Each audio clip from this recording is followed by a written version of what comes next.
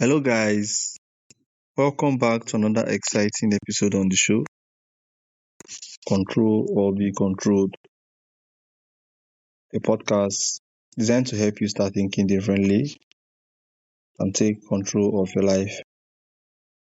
And I remain your host, Darlington. Today's guest is a very wonderful and special guest. Today's guest is Jesse. Jesse, welcome to the show. Thank you, sir. All right, so Jesse, I would like you to introduce yourself to my audience. So my name is Jesse James Wroblewski. I have been running a marketing agency here in New York for about 26 years. And sometime somewhere in there, I went a little crazy and turned into a marketing supervillain, which we'll get into a little bit. But I have two books out called Marketing for Supervillains, and I think they're in the spirit of the theme of this show, taking more control over what you put out into the world. All right, thank you so much.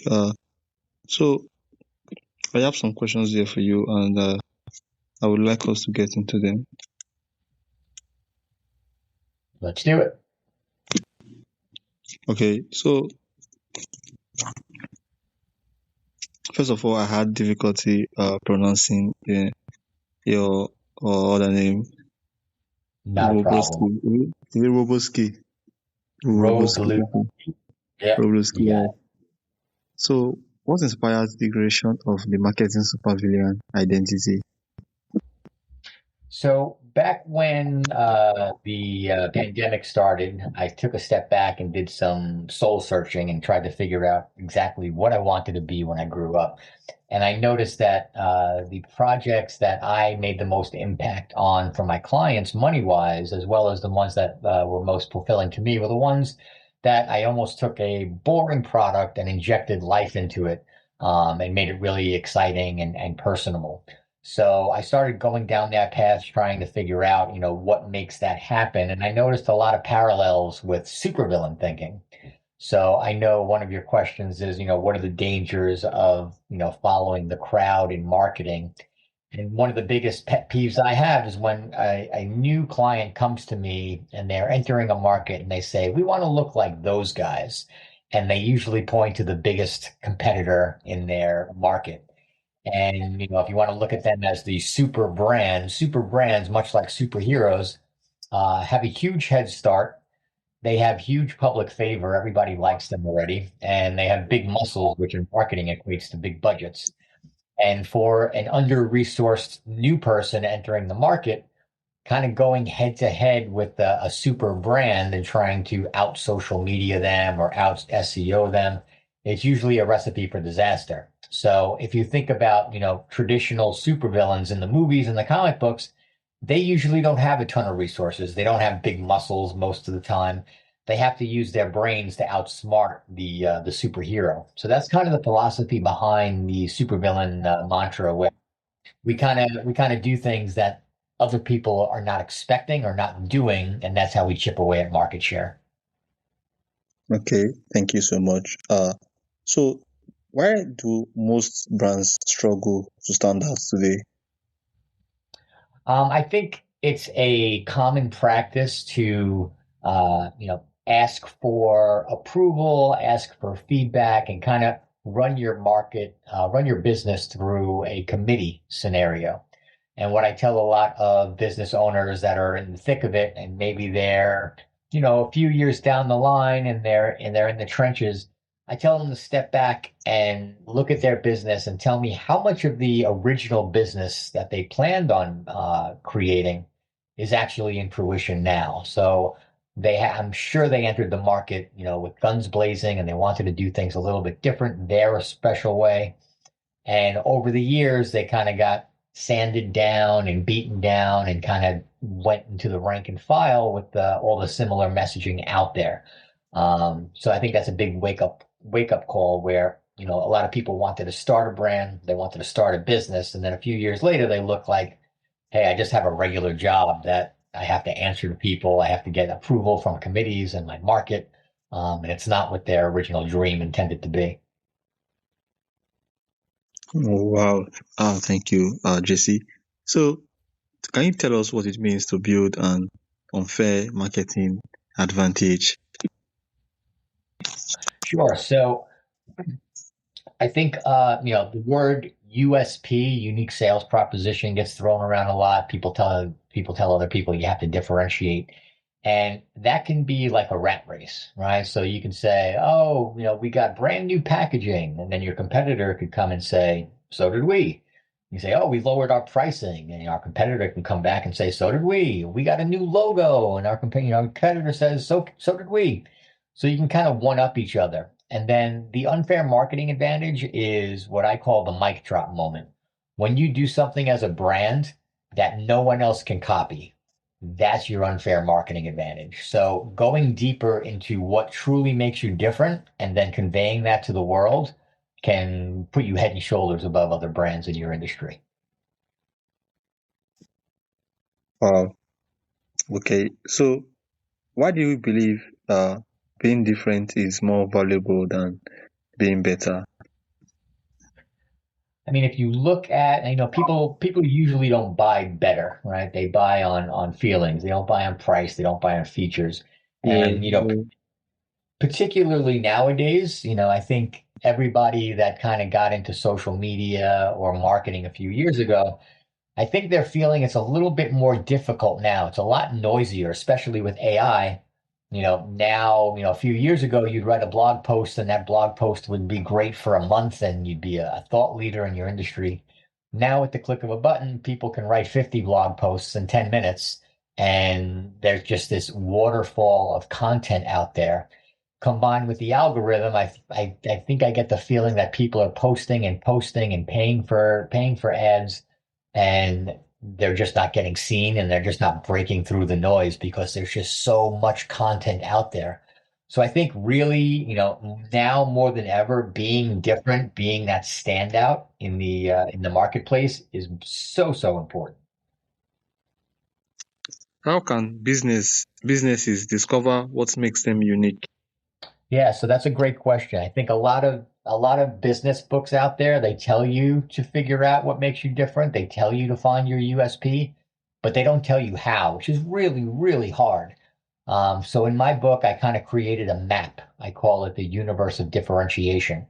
And in that map, there's 12 different planets of different ways big brands, small brands throughout history have successfully differentiated themselves. And when I ask, potential clients what their differentiator is, they usually say exactly what you said: pricing, features, service, and none of those are in the universe of differentiation. So a lot of people, they start searching for their differentiator and they're searching for things that aren't even on the map. So I found this map to be an incredibly helpful tool. You can get it for free on my website, decommoditize.com. And that's a great starting point. There's different planets, different differentiators, and different brands and examples to kind of help guide you through the process. Okay, thank you so much for that you have offered for us, me and my listeners to get free on your website. Thank you for that. So I know that psychology plays some role in marketing. Can you explain to us the role that psychology play in marketing? The role of what? Psychology. Oh, absolutely. Yeah, I mean, I call it, since I'm a marketing supervillain, mind control, right? So you can literally do things to, control what your consumer does. One of my favorite examples is called priming. They took two groups of people at a college, and they had one group read a page of text, and then they had the other group read the same page of text, but they added in words like senior, slow, steady, and they dismissed everyone, and then they timed them on how long it took the two groups to get to a certain building on campus. And the group that read, the subliminal messaging of just hearing about, slowness and seniors actually took longer. They walked slower without even realizing it to their next destination. So there's a number of things you can do to prime your prospects. Another great example is, about how professional your brand should appear. So they gave a chocolate chip cookie recipe to two groups of people. One had very professional fonts, just as the recipe, and the other recipe card had like a Comic Sans. It wasn't as professional, but it was the same exact recipe. And they found that the people who had the professional fonts took everything more seriously, and their cookies turned out better than the people who got the fonts that were a little bit less professional. So think about that. The more professional presentation you give as a brand, the more seriously your customers are going to take you as a business. Okay, thank you. So, can you share with us what it means to create a brand that people cannot ignore? I think nowadays, when let's say you do marketing on Facebook, you do a simple Facebook post. Your post goes right up there with Netflix's latest trailer, right? Facebook considers you guys on an even playing field, even though you have vastly different budgets. So if you're putting out content that's, just regular humdrum, toe of the line, boring content, or I call it commoditized content, you're going to drown in a sea of competitors that are putting out other things that are much harder to ignore. I think a great test to put out when you consider creating a marketing piece, considers creating a social media piece, is ask yourself, would someone share this without me asking them? So if you're putting up a picture of, your logo on a t-shirt, does anybody care? Would they share that if they didn't know who you were? I think that's a great barometer for 2026 when you're posting marketing messages and social media. You want to post stuff that is so provocative and so compelling that strangers would share it for you. Wow. So, okay. So, what advice would you give to someone who feels stuck creating safe and predictable marketing? Yeah, I mean, I would go back to that example of, number one, I usually work with people who are in a rut and their business is not working anymore. So if your business is working and you're creating safe, commoditized content, more power to you. But if you feel like you really need a change, and you need to drastically recreate what your message is to the world, again, look back to when you first started your business. And is this business what you imagined it would be when you first started it? If not, what can you do to take steps to get more closer to your original vision for your market? Okay, so there are a lot of advice on marketing that fails. So you're giving us a very nice advice as well. So tell us why you think most advice fails. Most marketing advice they fail entrepreneurs. I think most marketing advice out there is not necessarily bad, but everybody is doing it, right? So it took a little while, but now every business is on social media. So that good advice is now a commodity, right? So, posting or just being on social media is no longer an advantage. It's almost table stakes. So, I think you need to look to the future and stop looking to books that were written years ago, rules that were written years ago, because they are correct in their advice. But once everybody starts doing it, it's no longer good advice. Okay, so how can people turn their personality to be part of their brand? How could someone what? Turn their personality into part of their brand. Yeah, that's a great question, and it's not an easy answer. Sometimes, maybe your personality isn't a reflection of your brand. There's an exercise I do with my clients where I ask them to imagine they had a blank check and the laws of physics do not apply, and they can choose a fantasy spokesperson. Alive, dead, from book, from a movie, doesn't even have to be a real person. But that person should embody your brand. Is it, The Rock, and why? Is it someone, like from Breaking Bad? Why?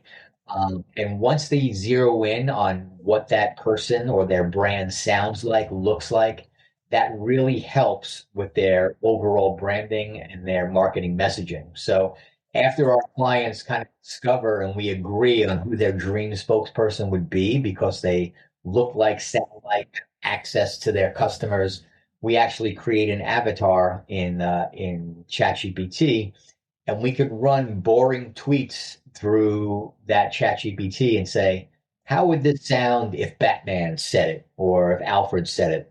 And it rewrites it in the language that's more synonymous with the brand. So I think that's a great start for anybody. Elaine.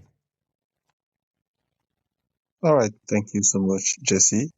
So, what advice would you give to, okay, where can people learn more about your work and your books? Books are available at Amazon, and they're also available at marketingforsupervillains.com. There we have some box sets, depending on what type of marketing supervillain you are. There's an online quiz you can take. And if you want, I can autograph them for you before they go out. And if you're looking to potentially do some work together, check out decommoditized.com. All right, Jesse, thank you for joining us and sharing your perspective on creativity, differentiation, and building brands with personality. So, for every listener, remember, in a world where everyone is trying to fit in, the brands and individuals who are willing to stand apart are often the ones that people remember. If you enjoyed this conversation, make sure to subscribe, share this episode, and connect with Jesse James Wroblewski to learn more about marketing for supervillains. So until next time, I will see you guys again. Take control of your story before someone else does. Thank you, Jesse, for coming to the show. Thank you. And you all do have a wonderful, wonderful day ahead. Love you You guys so too. much. Bye, guys. All right, Jesse. So